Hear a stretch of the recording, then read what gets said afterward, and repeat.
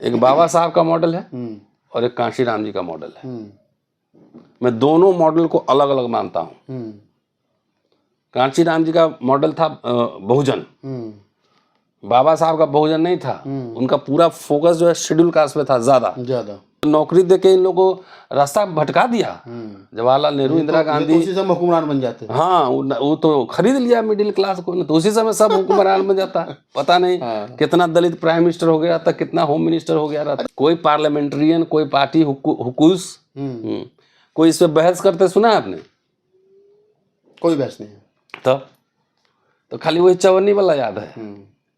40-50 साल में जो मिला ये याद नहीं है। नहीं, 60 लाख नौकरी याद नहीं है। नहीं, वो काहे के लिए याद होगा? 48 के भाषण में तो स्पष्टीकरण दे दिया कि हम कांग्रेस मंत्रिमंडल में क्यों शामिल हुए। क्योंकि अंग्रेजों से जितने अधिकार उन्होंने लिए थे, तो जब पावर ट्रांसफर हो रहा था भारत को, तो क्या अधिकार वो बचेंगे कि चले जाएंगे, ये भी एक सवाल था ना। आरएसएस के जो है ना पे रोल पे है, आरएसएस उतना ही देता है कि ये सब इस पे कूदता उछलता रहे, है ना, जैसे सांपनाथ, नागनाथ, है ना। तो फिर ये चवनिया मेंबर, ये आरएसएस निकाल के देता है इन लोगों को, और उसको बोलने के लिए पैसा भी देता है, पे रोल पे है।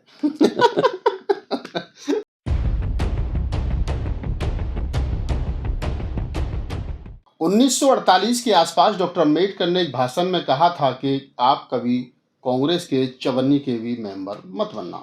फिर क्या वजह रही थी कि वही डॉक्टर अम्बेडकर जो इस बात को कह रहे थे कि कांग्रेस के कभी चवन्नी के भी मेंबर मत बनना, वही डॉक्टर अम्बेडकर कांग्रेस में जाकर के मंत्री और 2 बार राज्यसभा सांसद हुए।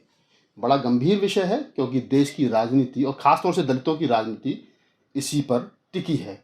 क्योंकि ये बात आज़ादी के समय की है और आज़ादी के लगभग 77-78 साल के बाद में हम इस पर जिक्र कर रहे हैं। मेरे साथ प्रोफेसर रतनलाल हैं। बाबा साहब डॉक्टर अम्बेडकर पर जितना उन्होंने पढ़ा है और लिखा है, मैं समझता हूं कि वर्तमान में शायद वो बहुत काफ़ी है। नमस्कार दोस्तों, मैं राहुल नागपाल और आप देख रहे हैं अम्बेडकर नामा और बोल 85 की ये साझा पेशकश। सर, आपने बहुत काम किया डॉक्टर अम्बेडकर पर और बहुत लेक्चर दिए हैं, बहुत सारी किताबें बाबा साहब की पढ़ी हैं, बाबा साहब की राइटिंग स्पीच आपने पढ़ी हैं। क्या कारण रहा कि जो डॉक्टर अम्बेडकर 1948 के आसपास ये कह रहे हैं अपने भाषण में कि कांग्रेस के कभी चवन्नी के हिस्सेदार मत बनना, वही डॉक्टर अम्बेडकर कांग्रेस में जाकर के मिनिस्टर भी बनते हैं और 2 बार राज्यसभा सांसद भी बनते हैं? तो ये जो चवन्नी का मेंबर मत बनना जो लोग उछालता है, जरा जवाब उन्हीं से पूछिए कभी, तभी ना। नहीं, उनके पास तो कुछ है ही नहीं, वो तो सिर्फ इसको अपने राजनीतिक फायदे के लिए इस्तेमाल करते हैं। आरएसएस के जो है ना पे रोल पे है, आरएसएस उतना ही देता है कि ये सब इस पे कूदता उछलता रहे, है ना, जैसे सांपनाथ, नागनाथ, है ना। तो फिर ये चवनिया मेंबर, ये आरएसएस निकाल के देता है इन लोगों को, और उसको बोलने के लिए पैसा भी देता है, पे रोल पे है। तो ये वो आदमी से पूछिए कि 1951 में जब शेड्यूल कास्ट मैनिफेस्टो उन्होंने निकाला था, तो उन्होंने पॉइंट नंबर 53 या 54 है, जो मैंने नागपुर के भाषण में भी कोट किया था, कि अनुसूचित जाति संघ आरएसएस और हिंदू महासभा जैसे प्रतिक्रियावादी संगठनों से कोई समझौता नहीं करेगा। यह याद नहीं है? कंप्लीट 1951 के शेड्यूल कास्ट फेडरेशन के मैनिफेस्टो में बाबा साहब ये कह रहे हैं 53 या 54 नंबर पॉइंट पे कि कभी भी आरएसएस या हिंदू महासभा के किसी भी संगठन से हमारा कोई समझौता नहीं होगा। तो ये बात तो कहना चाहिए ना, क्यों नहीं कहते हैं? क्योंकि आरएसएस, बीजेपी, हिंदू महासभा से आपको घर चलता है, पैसा मिलता है, ये बात माल मिल रहा है, ये तो कभी कहता नहीं है। एक बात बताओ, आखिर 1937 में पहला चुनाव हुआ, प्रोविंशियल इलेक्शन, तो उस समय डॉक्टर अंबेडकर के राजनीतिक शत्रु कौन थे? एक बात और आपको याद दिला दूं, एक किताब को और सब हंगामा करता है कि गांधी और कांग्रेस और गांधी ने अछूतों के लिए क्या किया, तो ये तो सरकार में शामिल होने से पहले लिखे थे।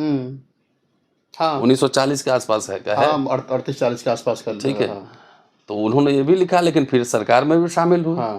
तो ये जो लोग उड़ाता है उससे पूछे, इसका जवाब दो। और उसके बाद तो फिर डॉक्टर अम्बेडकर उसके संविधान सभा के मेंबर भी। तो यही है ना, आप समझिए, अम्बेडकर को भजता है। उन्होंने व्यक्ति पूजा का घोर विरोध किया था, हो रहा है आजकल। उन्होंने बार बार कहा था कि शिक्षा नहीं, उच्च शिक्षा जरूरी है। अंग्रेजी पढ़ना आना चाहिए, बोलना भी आना चाहिए, और आपको हायर स्टडीज में जाना चाहिए। ये बात अम्बेडकर का कौन कौन मान रहा है? उनसे पूछिए तो पीएचडी कराए हो बच्चों को, अपने किए हो? बिल्कुल हैं? उनसे ये सब हम काउंटर क्वेश्चन कर रहे हैं। जॉन डेवी के स्टूडेंट थे अमेरिका में अम्बेडकर, उनके गुरु वो थे, प्रोफेसर थे। हाँ, और उन्होंने उनसे सीखा था, आइडियाज लिया था। अम्बेडकर का पूरा लाइफ स्टाइल देखेंगे तो बहुत ही प्रैग्मेटिज्म में बिलीव करते हैं, व्यवहारिकता में। 48 के भाषण में तो स्पष्टीकरण दे दिया कि हम कांग्रेस मंत्रिमंडल में क्यों शामिल हुए, क्योंकि अंग्रेजों से जितने अधिकार उन्होंने लिए थे, तो जब पावर ट्रांसफर हो रहा था भारत को, तो क्या अधिकार वो बचेंगे कि चले जाएंगे? ये भी एक सवाल था ना। ये भी एक सवाल था कि जो सरकार बनेगी वो उन अधिकारों को, तो इसीलिए उस समय डॉक्टर अंबेडकर का जो पार्टी था उसका राइवल कौन था? कांग्रेस ही तो था, और क्या कौन था? तो जाहिर है पॉलिटिकल राइवलरी में तो आरोप प्रत्यारोप लगते ही है ना भाई। इंडिपेंडेंट लेबर पार्टी था जो 37 में चुनाव लड़ी, तो उस समय राइवल कौन था? कांग्रेस ही तो राइवल। और 51-52 के चुनाव में भी कांग्रेस ही था। तो लड़ते किससे वो? ये तो नेचुरल सी बात है ना। राजनीति को ऐसा तो है नहीं कि आइए राहुल बाबू कहाँ है, कुर्सी पे बैठा है। तो उसमें तो संघर्ष होता है, स्ट्रगल होता है, आरोप प्रत्यारोप लगते हैं। बिल्कुल। तो इतना तो ये रॉकेट साइंस नहीं है ना कि वो समझ नहीं सकते हैं।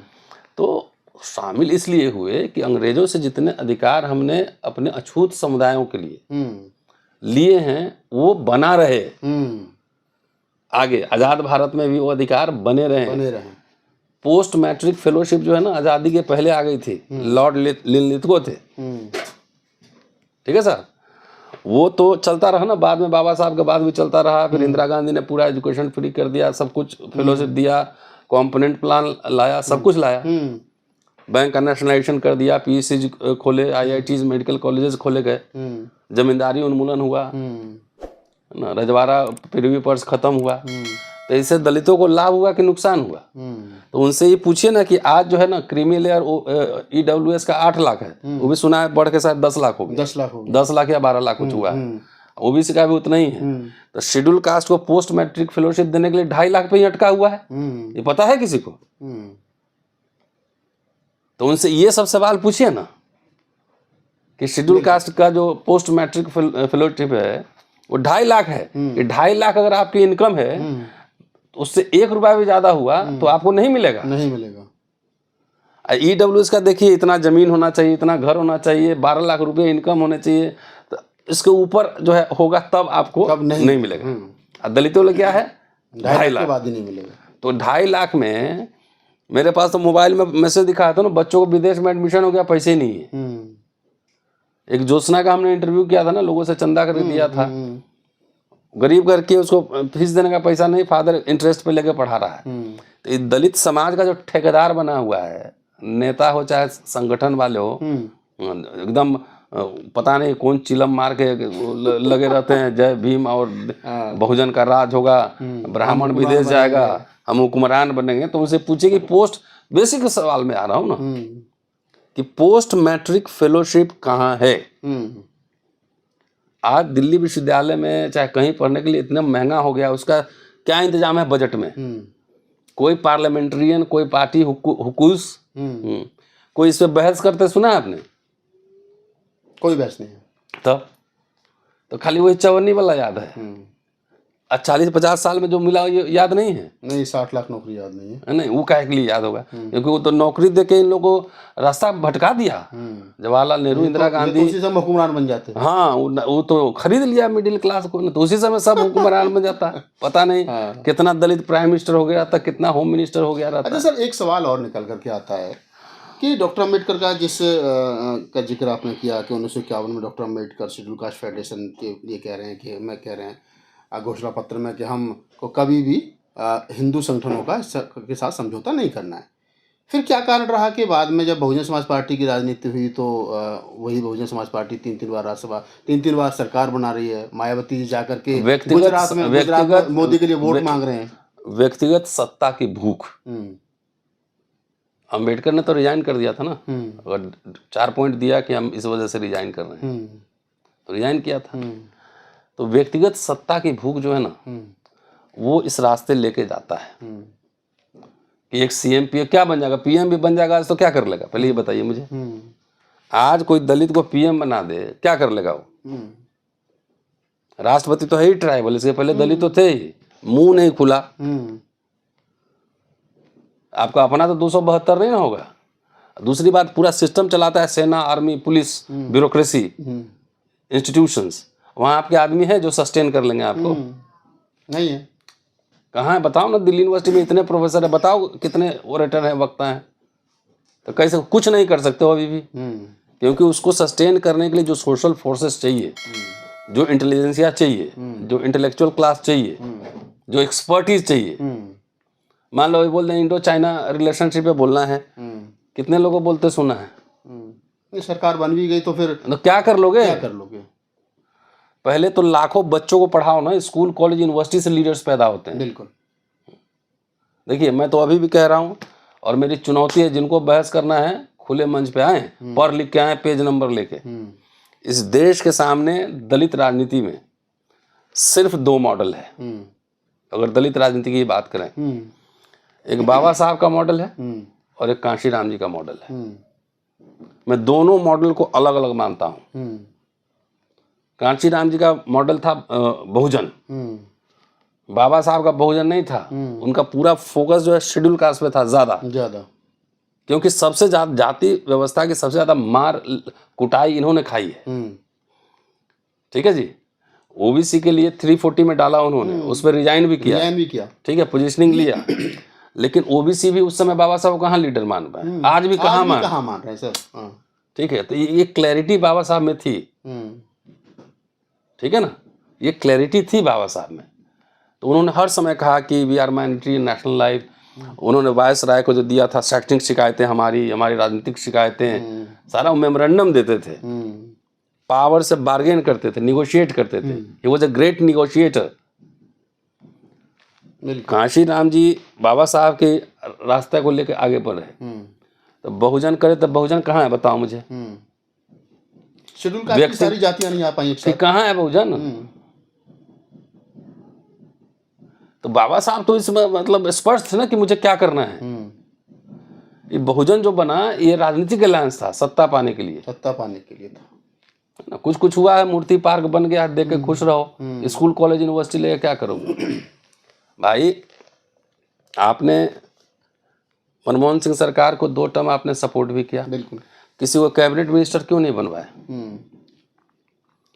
एक कंट्रीब्यूशन मुझे बता दे कि नेशनल पॉलिसी बनवाने में एक कंट्रीब्यूशन किया हो। एक। आप जब सरकार को समर्थन दे रहे थे तो कहते हैं ना कि हमारे जो लिमिट लगा है 2.5 लाख का, इसको तोड़ो, 1000 बच्चे पीएचडी करने जाएंगे, सबको दो, जितना अप्लाई करे। ये तो कह सकते थे, बैकलॉग करवा देते भाई, वो कर भी देता वो। भाई मोन्टेक सिंह योजना आयोग में थे, उन्होंने राजीव गांधी नेशनल फेलोशिप दिया ना दलितों को, अभी 40,000 सबको मिल रहा है। और चंद्रभान जी उन्हीं के बीच की बातचीत थी। ठीक है, इस समाज के लिए तो ऐसा है, कोई कुछ करेगा ना, समाज भी मतलब उसको रिस्पॉन्ड नहीं करता है। वो समझता है हम तो राजा बनने वाले थे, हमको क्लर्क बना दिया, हमको कलेक्टर बना दिया, हम तो प्रधानमंत्री सीधे बनने वाले थे।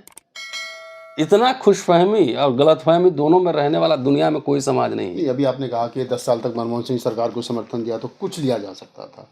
गुजरात में बीजेपी के लिए वोट मांगे गए तो वहाँ कुछ पहले सौदा किया जा सकता था कि अब गुजरात के दलितों के लिए आप ये करना, कुछ बेहतर करना। वहाँ पर भी कुछ नहीं है। कहाँ मैनिफेस्टो कहाँ है?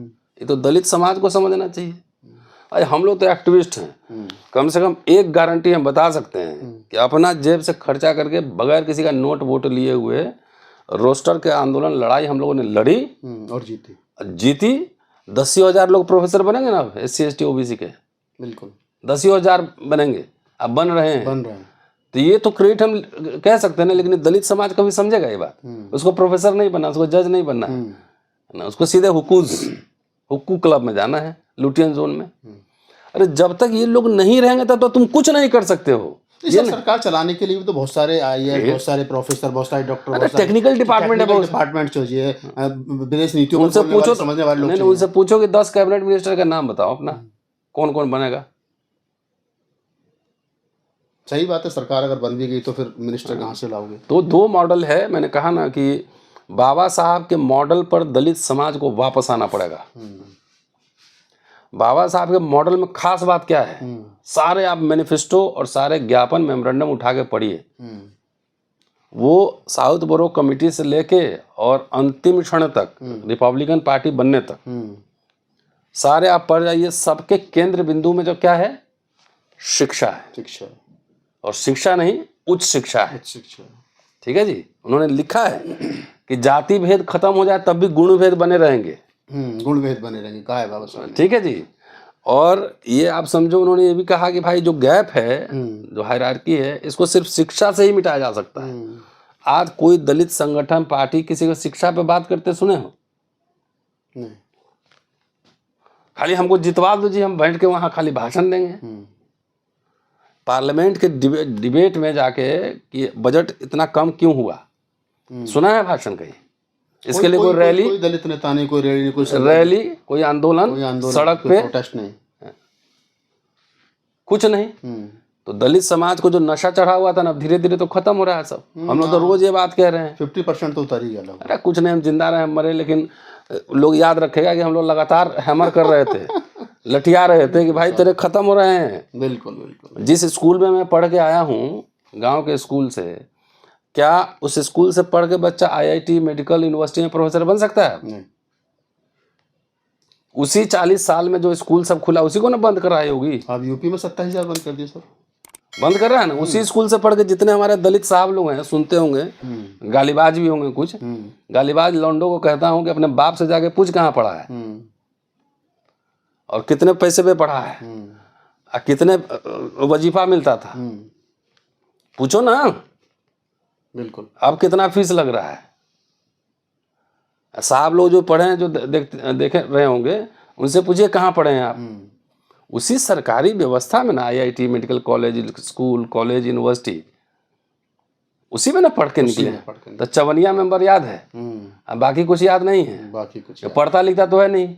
नेता सब निपट गवार इस सबको और बना दिया है, भाषण दे दे के रात भर गुदगुदी लगता है कि हम अब तो पंडित जी को यूरोशिया भेज देना है, सामने वाली कोठी हमारा कब्जा हो जाना है। ये आइडिया जो है, ब्राह्मण विदेशी है, ये भेज दो, ये बाबा साहब के विचारों के अनुरूप है या उसके खिलाफ है, ये बताइए। बिल्कुल।